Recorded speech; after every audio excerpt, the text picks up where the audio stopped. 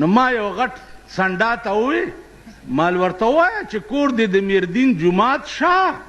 یو 22 ګریډ سړی وباسه 2000 غریبان روټۍ پکې کېږي که نه کېږي نو معتبرو له خو ګریډونه اوچته 15 نه 16 ګریډ 16 نه 17 ګریډ